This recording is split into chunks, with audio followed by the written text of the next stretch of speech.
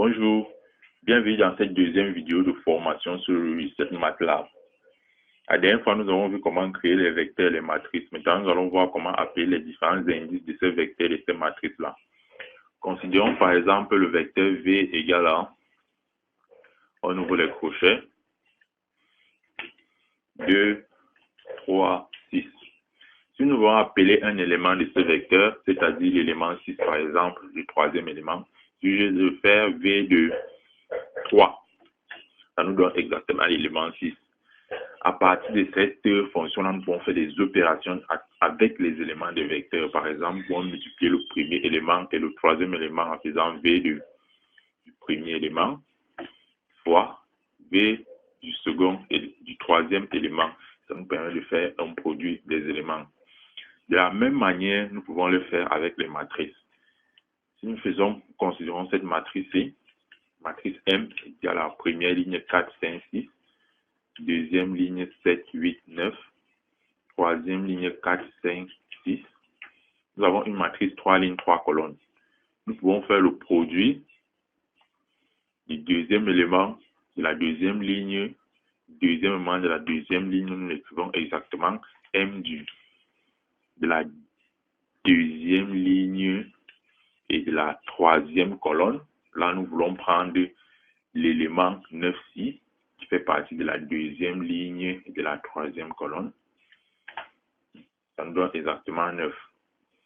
De la même manière, nous pouvons prendre l'élément de la troisième ligne et de la troisième colonne, qui est exactement le 6. Si nous voulons faire le produit toujours, nous pouvons appeler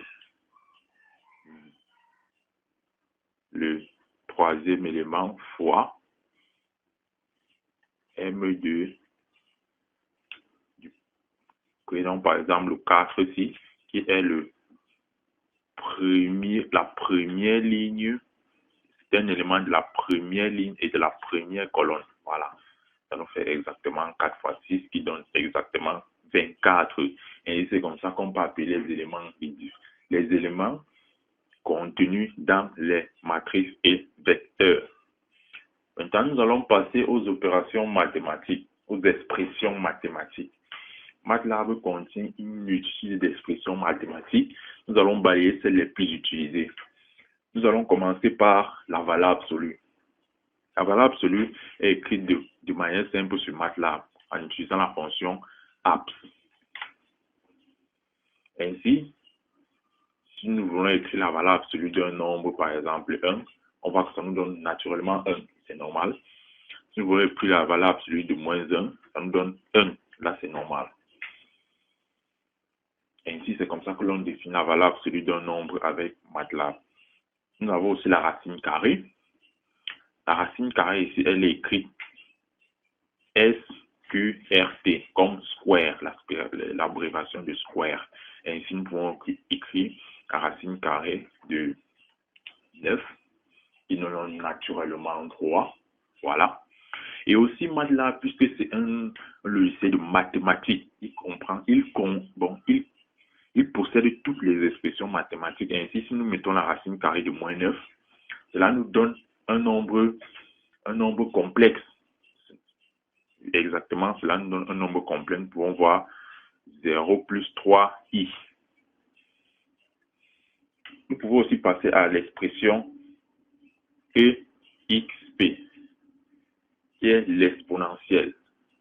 Si on écrit par exemple exponentielle de 2, voilà ce que ça nous donne. Enfin, le x phi, c'est la valeur E, comme on le connaît, parce que si on met exponentielle de 1,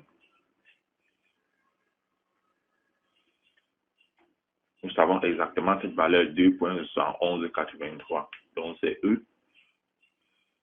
Donc, nous pouvons passer aussi au logarithme. Log. Ça s'écrit log, tout simplement. Si on met log de 1, ça nous donne 0. En fait, le log ici, c'est le logarithme népérien. Voilà. Donc, si on écrit log de exponentielle de 1, ça nous donne exactement 1. Parce que ça, c'est le logarithme népérien. Voilà. Si nous voulons le logarithme de base 10, nous allons écrire log 10. Voilà. Les 10 par exemple, ça donne exactement 1. C'est la preuve que c'est le logarithme de base 10. Maintenant, nous allons passer aux expressions trigonométriques qui sont le plus utilisées. Ici, elles s'écrivent la majorité comme on l'écrit sur du papier, à savoir, si nous voulons calculer le sinus d'un angle, on écrit sinus et on met la valeur sinus de pi. Voilà, ça nous donne la valeur 1.20 fois 10 exposant moins 16. Voilà.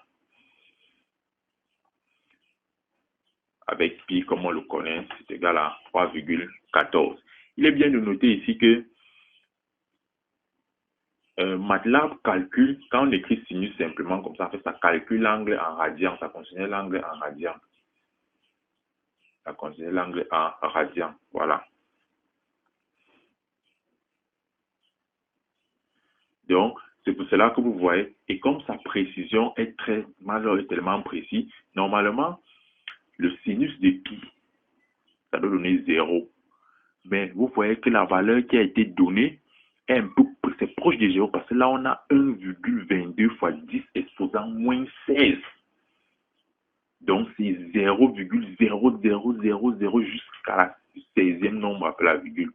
Donc, ici, là, il considère vraiment cette précision-là. Aussi, si on met le sinus de 2pi, on sait que généralement, le sinus de 2pi, c'est moins 1. Oui. 2 fois pi. Voilà. Maintenant, nous allons passer aux expressions mathématiques trigonométriques. Nous allons commencer par la fonction sinus. Là, nous pouvons voir que nous avons écrit le sinus de pi. Voilà. Ça nous donne une valeur de 1,22 fois 10 exposant moins 16. Nous savons que le sinus de pi c'est 0, mais dû à la précision de la valeur pi, nous voyons que c'est très proche de 0, donc c'est 0,00 jusqu'à 16e chiffre qu'on a 1, etc. Il est bien de dire que le sinus ici, son argument c'est en radian. Si nous voulons l'écrire en degrés, nous écrivons toujours le sinus. Nous écrivons sinus, mais nous pouvons dire que D pour insinuer degrés. Et là, nous pouvons mettre 180. Et là, ça nous donne 0. Voilà. Nous avons l'inverse du sinus ici. Vous voyez que l'inverse du sinus, il suffit juste d'ajouter le A. Justement, ça nous fait le sinus moins 1. Justement, et ça nous donne une valeur. Voilà.